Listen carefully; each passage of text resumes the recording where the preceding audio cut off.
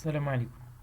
Dans cette capsule, je vais essayer de vous donner la correction du TP numéro 5 qui s'intéresse aux tâches administratives. Donc l'objectif de ce TP, c'est de savoir gérer les utilisateurs et les groupes, gérer les droits d'accès aux fichiers et au répertoire, et savoir gérer les processus du système.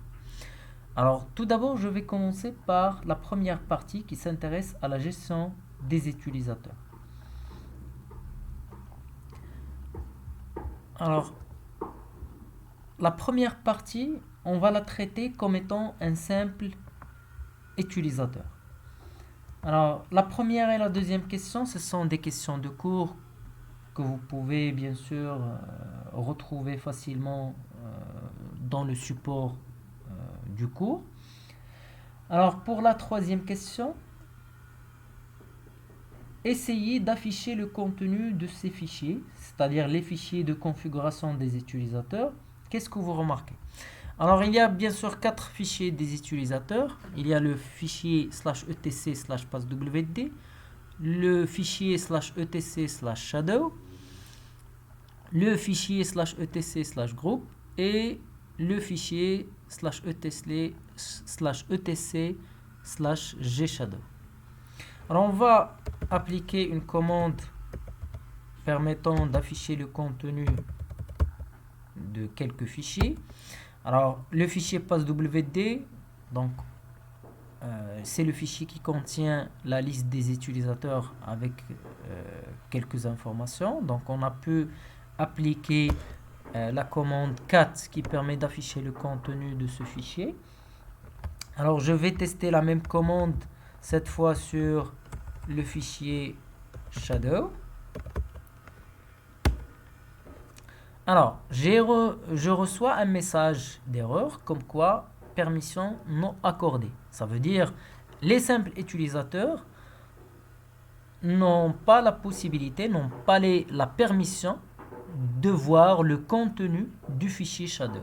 Tout simplement parce que le fichier shadow, c'est un fichier qui contient la liste des utilisateurs, y compris les mots de passe chiffrés des comptes utilisateurs et d'autres informations de validité du compte.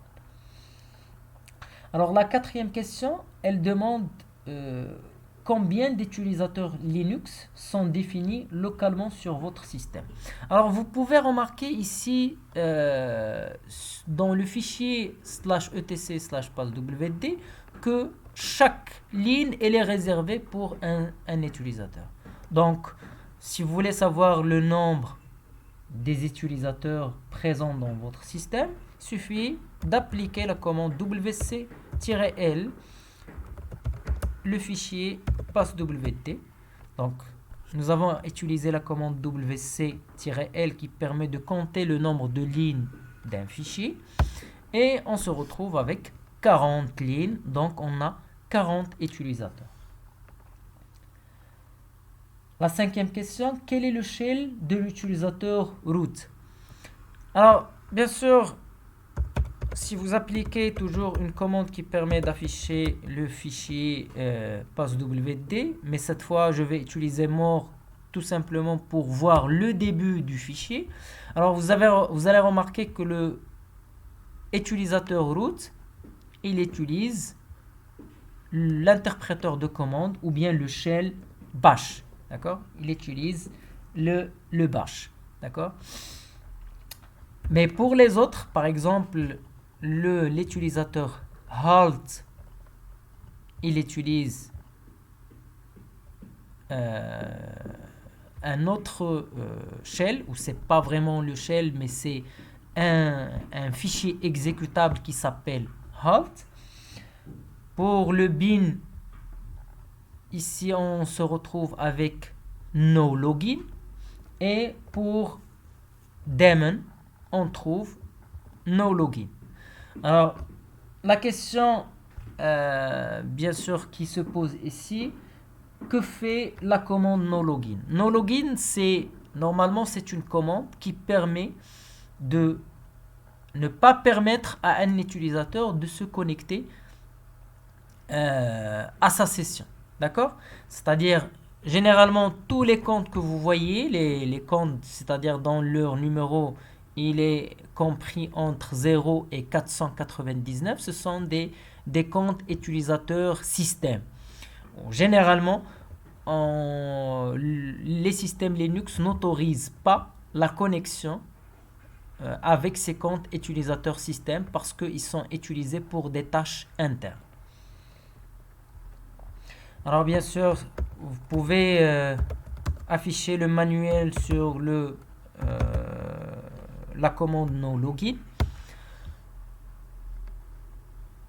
Voilà, donc la commande no login, politely refuse a login. Ça veut dire c'est une commande qui refuse, qui interdit la connexion avec un compte utilisateur.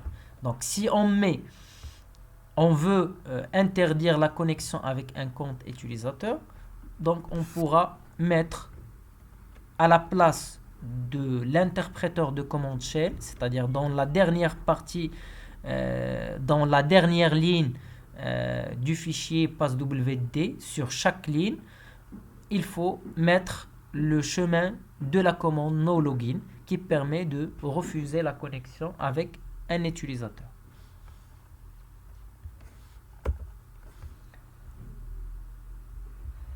Alors on va passer à la deuxième partie.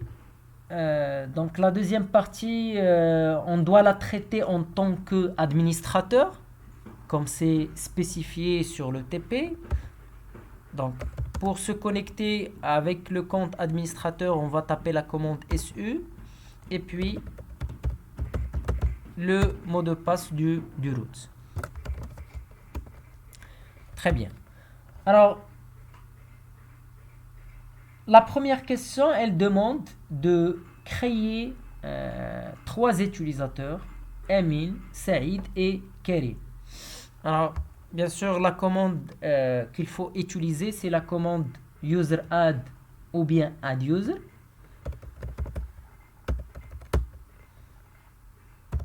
Karim. Bien sûr, vous n'avez pas la possibilité de créer plusieurs utilisateurs à la fois.